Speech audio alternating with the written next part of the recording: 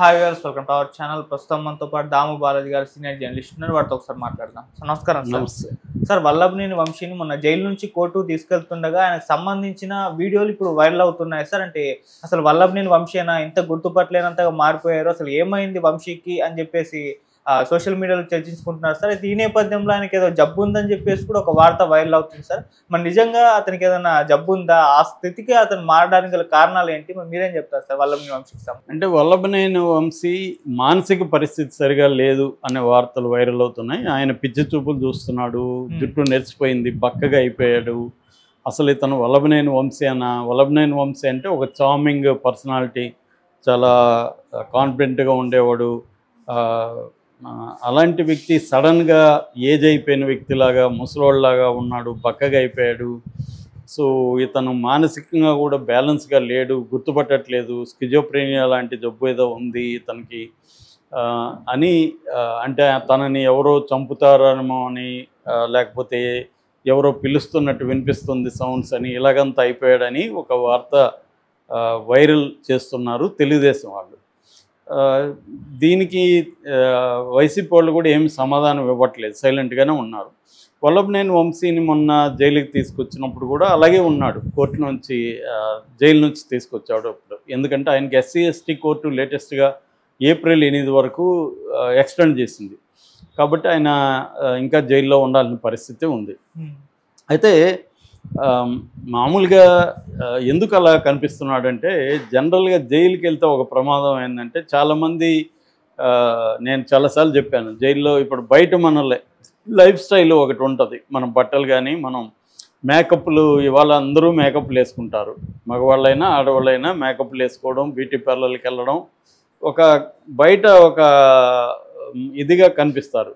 Hair colour వేసుకుంటారు, facial చేసుకుంటారు, ఇంకా ఏవో యాంటీ ఏజింగ్ క్రీములు లేకపోతే ఏవో చేస్తారు. ఈ మధ్య డబ్బున్న వాళ్ళు అయితే ప్లాస్టిక్ సర్జరీలు చేసుకోవడం, హెయిర్ మొలవకుండా కంప్లీట్గా చూసుకోవడం, ఇవన్నీ చేస్తున్నారు. అట్లాగే జుట్టు ఎక్కడైనా కొద్దిగా గ్యాప్ వస్తే అక్కడ ప్లాంటేషన్ చేసుకోవడం, దాన్ని మెయింటైన్ చేసుకోవడం, ఇవన్నీ చేస్తారు. ఇలాంటి వాళ్ళు జైలుకి వెళ్ళారు. ఫస్ట్ అక్కడ రంగు వేయడం కుదరదు, నీకు మేకప్ సామాన్లు ఏమి ఉండవు, దానివల్ల నీ నిజస్వరూపం ఏందో అక్కడ బయటకు వచ్చేస్తుంది. సో కవిత కూడా మనకు అలాగే కనబడేది. ఆమెకు జుట్టు నెరిసిపోయి చాలా వీక్గా కనబడేది జైలుకి వెళ్ళి కోర్టుకు పెట్టేటప్పుడు. సో ఇది కామనే, ఇది ఎవరికైనా. ఇతను కూడా రంగేసుకుని ఉండేవాడు, కొంత మేకప్ చేసుకొని నీట్గా డ్రెస్అప్ అయ్యి వచ్చేవాడు. కానీ ఇప్పుడు ఏమైంది, అవన్నీ ఆడ సాధ్యం కాదు కదా. కాబట్టి బయటకు వచ్చినప్పుడు అదే కనబడుతుంది. రెండోది ఏంటంటే, అతనికి ఆరోగ్యం ఆల్రెడీ ఇబ్బందుల్లో ఉన్నాడు. అతనికి వెన్నెముక ప్రాబ్లం ఉంది, అతనికి కింద పడుకోలేని పరిస్థితి. బెడ్ డీమని కూడా కోర్టు కూడా జైలు అధికారులను ఆదేశించింది. ఎందుకంటే కొంత బ్యాక్ పెయిన్ ఎక్కువగా ఉన్న వాళ్ళకి కింద పడుకోవడం, లేయడం కష్టమవుతుంది. తర్వాత ఏంటంటే, ఆయన్ని ఒకరినే ఉంచితే ఆయనకి ఇబ్బంది అవుతుంది. ఎందుకంటే ఆయన పనులు ఆయన చేసుకోలేదు. ఇప్పుడు బట్టలు ఉతకాలి, ఎవరు ఉతుకుతారు? ఫుడ్డు ఎవరు తెచ్చిస్తారు? జైల్లో పోయి తెచ్చుకోవాలి ఫుడ్డు, వాడు ఎక్కడో పెడతాడు, లేకపోతే దాన్ని క్లీన్ చేయాలి. ఆయనకి ఇట్లాంటి అనేక పనులకి హెల్ప్ కావాల్సి వస్తుంది. స్నానం చేయాలి, సబ్బులు బయట నుంచి తెచ్చుకోవాలి, ఏవో రకరకాల ఇవి కావాల్సి వస్తుంది. మామూలుగా ఏంటంటే, డబ్బులు ఉన్నప్పుడు అక్కడ పేద ఖైదీల్ని అసిస్టెంట్లుగా పెట్టుకుంటారు. నేను 8 నెలలకు ఉన్నప్పుడు నాకు కూడా ఒక అసిస్టెంట్ ఉండేవాడు, నేను డబ్బులు ఇచ్చేవాడిని అతనికి, నాగరాజు అని.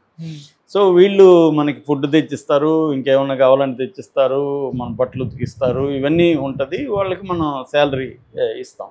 జైల్లో ఇది అలౌడ్ అనమాట. అంటే ఇదంతా రూల్ ప్రకారమా అంటే రూల్ ప్రకారం కాదు, కానీ ఇవన్నీ జరుగుతుంటాయి జైల్లో. సో వాళ్ళకి హెల్ప్ అవుతుంది, వీళ్ళకి పనులు జరుగుతాయి. వీళ్ళు అన్ని పనులు చేసుకోలేరు కాబట్టి అలాగా మామూలుగా అయితే పెట్టుకుంటారు. కానీ ఈయనకి అవన్నీ లేవు. ఇప్పుడు అవన్నీ వాళ్ళకి అలవాటు లేవు. ఫర్ ఎగ్జాంపుల్ పోసాని కృష్ణమురళికి ఏ ట్యాబ్లెట్ ఎప్పుడు వేసుకోవాలి, దేనికి వేసుకోవాలో కూడా ఆయనకు తెలియదని వాళ్ళ భార్య చెప్తుంది. నేను ఇస్తే వేసుకుంటాడని. అలాగా డిపెండెన్సీ ఉంటుంది. ఇంట్లో భార్యో లేకపోతే ఎవరో ఒకరు సేవకులు ఉంటారు కాబట్టి వాళ్ళకి టైం టేబుల్ ఉంటుంది. డాక్టర్ని బట్టి వాళ్ళు ఇస్తూ ఉంటారు, వీళ్ళు వేసుకుంటుంటారు. కానీ అది ఏమి ట్యాబ్లెట్, అది ఏంది అని కూడా వీళ్ళకి తెలియకపోవచ్చు. ఎందుకంటే మిగతా పనులలో బిజీగా ఉండి ఈ విషయాలు పట్టించుకోరు వాళ్ళు. వీళ్ళకి టైం ఉండదు, పట్టించుకోరు. అలాంటి వాళ్ళు జైలుకి వెళ్ళినప్పుడు ఇలాంటి రకరకాల జైల్లో మనం ఊహించని అనేక ప్రాబ్లమ్స్ అక్కడికి పోయినాక కానీ తెలియదు మనకు బయట. అందుకనే జైలుకి పోయిన వాళ్ళని మొత్తం అడిగి దానికి రెడీగా అయిపోవాలి రాజకీయ నాయకులు ముందుగానే. ముఖ్యంగా ఇట్లాంటి వాగేవాళ్ళు ఇప్పుడు తెలుగుదేశం వాళ్ళు, జనసేన వాళ్ళు కూడా నేర్చుకోవాలి. మనం రేపు మనమైనా జైలుకి వెళ్తాము మళ్ళీ వస్తే జగన్ వస్తే, అందుకని ప్రిపేర్ అయ్యి ఉండాలి.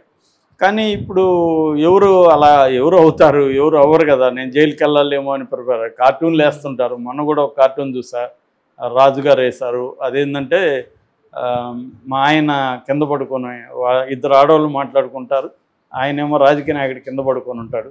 ఇప్పటి నుంచి ఆయన ప్రాక్టీస్ చేస్తున్నాడు, రేపు జైలుకి వెళ్తే కింద పడుకోవాలి కదా అని వాళ్ళ భార్య ఫ్రెండ్కి చెప్తుంటుంది. సో అది జోక్గా అయితే ఓకే, కానీ ఎవరు సీరియస్గా అలా ప్రిపేర్ కారు కదా జైలుకి వెళ్ళాలని.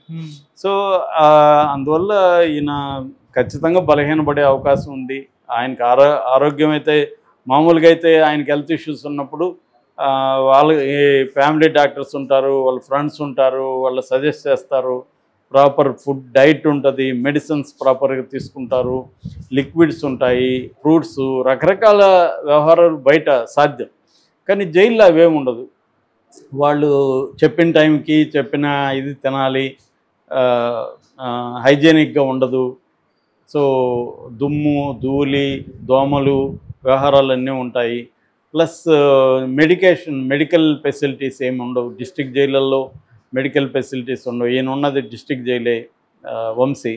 అందువల్ల ఖచ్చితంగా అతనికి ప్రాబ్లం ఉంటుంది. రెండవది, మానసికంగా నువ్వు స్ట్రాంగ్గా లేకపోతే జైల్లో భరించడం కష్టం. ప్రతిరోజు నరకంగా ఫీల్ అవ్వాలి. నువ్వు మానసికంగా స్ట్రాంగ్గా ఉండాలి. మనకి చంద్రబాబు కానీ జగన్ కానీ వీళ్ళు మానసికంగా స్ట్రాంగ్. అందుకని వాళ్ళు రెడీగా జైలు అంటే ఓకే అనుకొని వెళ్తారు. చంద్రబాబు 75 ఏళ్లలో జైల్లో 53 రోజులు ఉన్నా ఆయన ఎక్కడ మానసిక స్థైర్యాన్ని కోల్పోలేదు. ఎందుకంటే ఆయన అవన్నీ ప్రిపేర్ అయి ఉన్నాడు మెంటల్గా. రెండోది, ఆయన లైఫ్ స్టైల్ కూడా సింపుల్ లైఫ్ స్టైలు, ఒక డిసిప్లైన్, ఫుడ్డు ఎంత టెంపరేచర్లో ఫుడ్ వేడి చేసి తినాలి, ఎంత తినాలి, అవన్నీ కూడా ఆయనకి క్లారిటీ ఉంది. తర్వాత యోగా చేస్తాడు కాబట్టి ఆయన అక్కడ ఇమడగలిగాడు. రెండోది, ఆయనకి బయట నుంచి ఫుడ్, కోర్టు నుంచి కూడా అనేక వసతులు ఆయనకి దొరికాయి.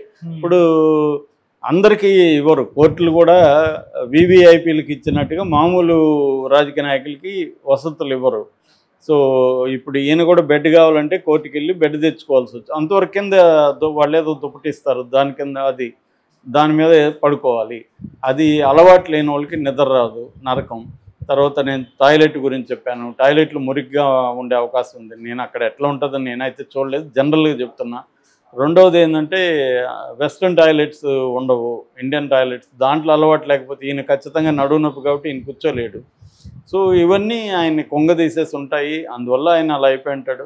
ఖచ్చితంగా మానసిక ఇష్యూస్ కూడా ఉంటాయి. మన జైళ్ళల్లో ఏంటంటే సైకలాజికల్ కౌన్సిలింగ్ అనేది దొరకదు.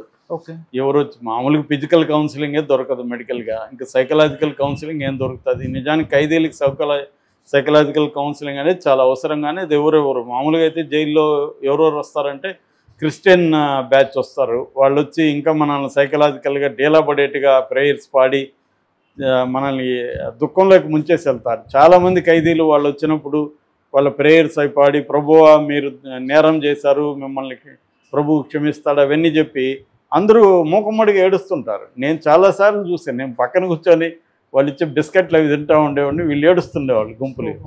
నాకు జాలేసేది, కానీ ఏం చేయలేము మనం, అలా ఏడుస్తుంటారు. అట్లాగే వీళ్ళు వస్తారు, ఎవరు బ్రహ్మకుమారిలు వస్తారు. వాళ్ళైతే సరదాగా వస్తారు. వాళ్ళ అమ్మాయిలు కాబట్టి వీళ్ళకి ఆనందం, ఎందుకంటే అమ్మాయిల్ని చూడడం కరువు వీళ్ళకి. సో అది బాగానే ఉంటుంది. ఇంకొంతమంది పాస్టర్స్, ఫాదర్స్, వీళ్ళు చర్చ్ ఫాదర్స్ వచ్చి వాళ్ళు ఒంటరిగా వస్తారు. వాళ్ళు మెడిసిన్స్, ఏదైనా అరటిపళ్ళు, పుట్ట అవి బాగానే ఉంటాయి. సో ఇలాగా బయట నుంచి వచ్చేవాళ్ళు తక్కువే.